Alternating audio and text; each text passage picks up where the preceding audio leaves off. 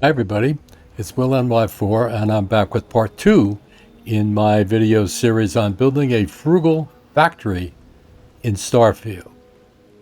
In part 1 we went over some of my efforts in the past and why I thought that it'd be a good idea to try again with a new approach. As you may recall, this is my factory on Decaron 7B to make titanium fuel rods, and in those days, my approach was to put down as many fabricators as I could possibly fit on the platform, with as many extractors as I could put on the various mineral veins around the universe, under the theory that with the cargo links being so unreliable, I just had to bring loads and loads of materials to attempt to ever build anything. So after I lost that factory on Decaron, partially due to excess, I think. In any event, I had begun to investigate the effect of time ratios on production. So this latest one in my last video is a factory for titanium fuel rods on Charybdis 5, and you can see there's only 6 fabricators there. But by sleeping a few hours, I'm able to produce a massive amount of titanium fuel rods, which produced a small fortune just in one day. So that now is my new approach to see if I can take that and apply it to making all the products. So here's my factory on Zetopiki 1, in which I was making all of the products. You could see that the materials came in, were sent to these sorters over here along the side and along the back, then linked to the simple fabricators, compound, and multiplex with materials flowing back and forth. Now, the problem with that system, of course, like with the other one, was that it was very wasteful. Vast quantities of materials coming in whenever the cargo links would work properly, and I would get a lot of output, but I was getting a lot of waste also. A lot of those stainless steel bins that you see up and down the aisles were filling up with intermediary products, and I had no mechanism for sorting them and selling them. So I figured, okay, I really have to think this through and see what I can come up with.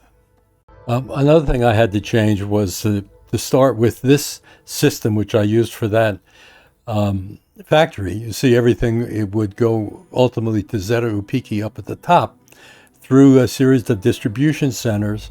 Again, I tried to combine materials where I could in order to minimize the number of cargo links. But now, in my new thinking, in my new system, I am not so concerned about number of cargo links, although that's probably a mod which you're going to need to expand the number. I'll talk about that later. But here, the major criterion is that column on the right side. Those numbers represent the ratio of universal time to local time. So on Charybdis 5, 1 hour of local time is equivalent to 100 hours of universal time. And I chose locations to mine my various and harvest my materials, not on the basis of efficiency, but the area in the universe that had the highest ratio of universal to local time. And you can see it did pretty well. There are some problems in the unique minerals, rothosite, aldamite, and tacine, and even beryl. The number is extremely low, but that's the only place you can get them, so you're stuck with it. And then with the organics, also the production rate based on time issues is also very low. The one thing that I found, which I was not prepared to do, was you see Piazzi 1 has fiber at a ratio of 50 to 1. That is so much higher than any of the other fiber locations. The downside is there's no water and there's no helium to distribute that. And I wanted to distribute it to Montera Luna for membrane and to Fermi 7A for memory substrate, if you guys know about those particular organics and the problems with them. So I've become the fiber king in Starfield. Okay, well, that's enough. Let's take a look at what I actually have created here on Charybdis. I mean, this is not pretty, but you'll see what I did here was that, of course, all the materials are coming in on cargo links into this transfer container. And if I fly up in the air here, you'll see I have separate platforms or foundations for each of the products.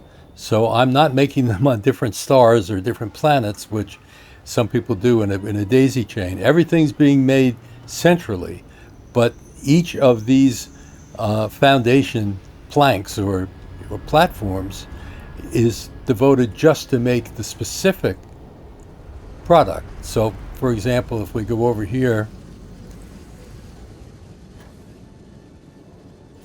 in kind of in reverse order, you'll see that in here I'm making titanium fuel rods. You see, man, I have a lot of them, and they're worth a lot of money.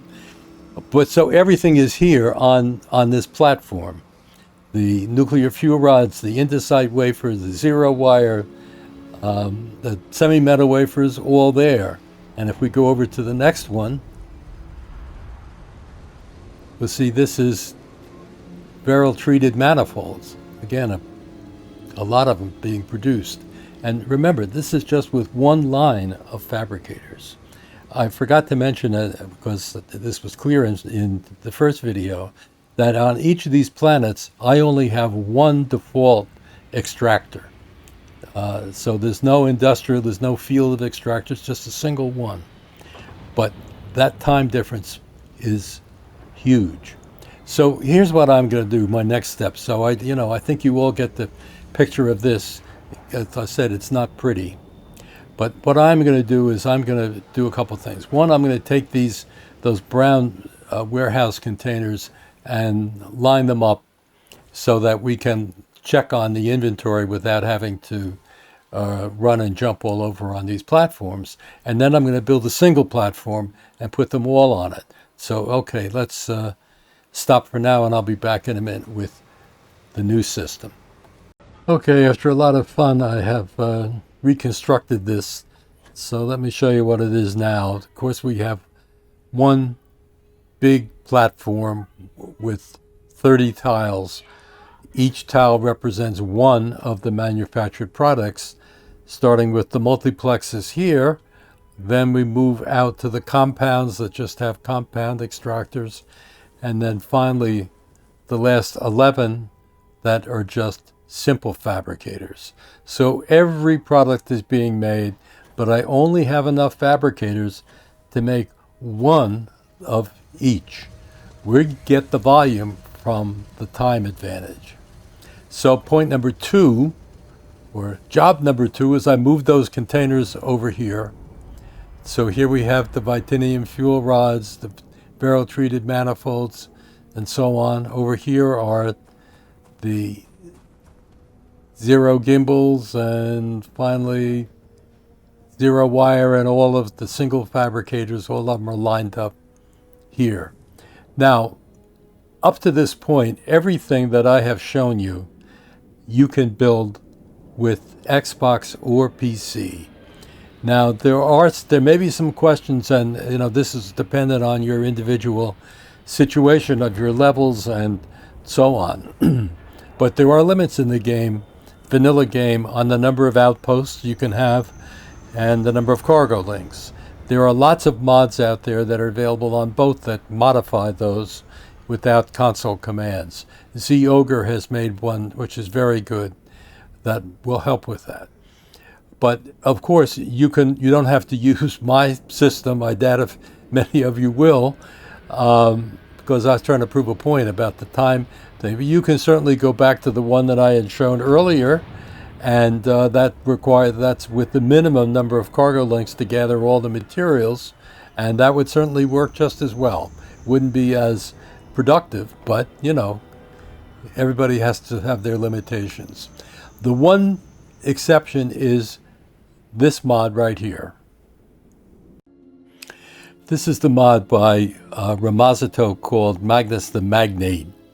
And although there are a lot of wonderful features of ways to distribute materials through cellars and then skimmers and splitters and so on, I'm most interested today in showing you the selling aspect of it.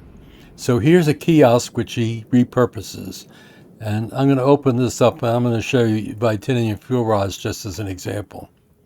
So for titanium fuel rods, you see that if you have 18 of them in a bundle, Magnus will buy them and give you one credit stick with a retail value of 30,000 credits. For barrel-treated manifolds, you need 68 of those to get a 30,000 credit stick. And here's the Tau grade rheostats, 38 of them, you only get a 1,000 credit sticks. So the advantage of this system is that instead of having to carry all of these products, if you did all of this, you'd be carrying 30 products around with you everywhere you went to different ventures to try and sell them. Everything gets converted into these credit sticks, which are fungible. That is to say, you can sell them any place, and you can mix them together for whatever value you want. So, for example, up here, let's go to the titanium fuel rods. You see, I already have 233 credit sticks, each with a value of 30,000 credits.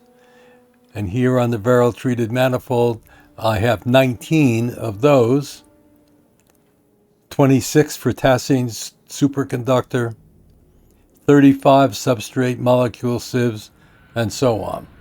So for the final step here, just to show you how greedy I am, I'm going to link all of these. I'm going to connect all of them. And, there's 30 of them. I'm going to connect them all together and consolidate all of those credit sticks in one box from GalBank. And you'll see how you can make a fortune while you're just standing here watching your fabricators work. Now you can see that I've connected all of the cellars here to the GalBank box. I've also slept for a couple hours just to give us the test. And if you want to supervise these, how you're doing, you can go out and you can start with your final fabricator. Here's titanium fuel rods. You see that's pretty good. Here where it looks like we're at a barrel for the barrel treated manifolds. We'll go up here and indesite wafer where it's short on semi-metal wafer, and that is because we're short of zero wire. And over here, which do we have? This is the aldamite drilling rig. That seems to be okay. So that's the way to check on your inventory levels. But be aware that when you are sleeping, the cargo ships don't operate. The way to really confirm whether you're getting all your materials is with the universal stash system, and that's by consolidating materials. And you see, there's gigantic quantities of these. And if you were actually running this factory and you saw that you were light on barrel, and I don't know, see, we don't have any here. So that is an indication that there's a problem out on Vern. I'm not getting any barrel. But so there's various ways that you can check on this. But what I was going to say is that you can add inventory from here, from your universal stash, throw it into the transfer container and keep your factory humming. Well, let's see what we have in our GalBank container. So we see we're getting a lot of credits. Let's just start with the 30,000 cred sticks. I'm going to take all of those, and we'll see what we can get for them over here at the Trade Authority. Sell miscellaneous, 662 of those. That sells for over 3 million credits. So, and then we also have 1,000 of the 10,000. So that's another million in credits. So you can see that this is a money machine, And you really don't have to do anything. You can just rest here or hang out with your companions here in this beautiful player home, and let the credits roll in. So, okay, that's the end of this video and this series. So I hope you've appreciated. Links to everything will be left below. Give me a thumbs up and subscribe, and we'll see where we go next. Take care.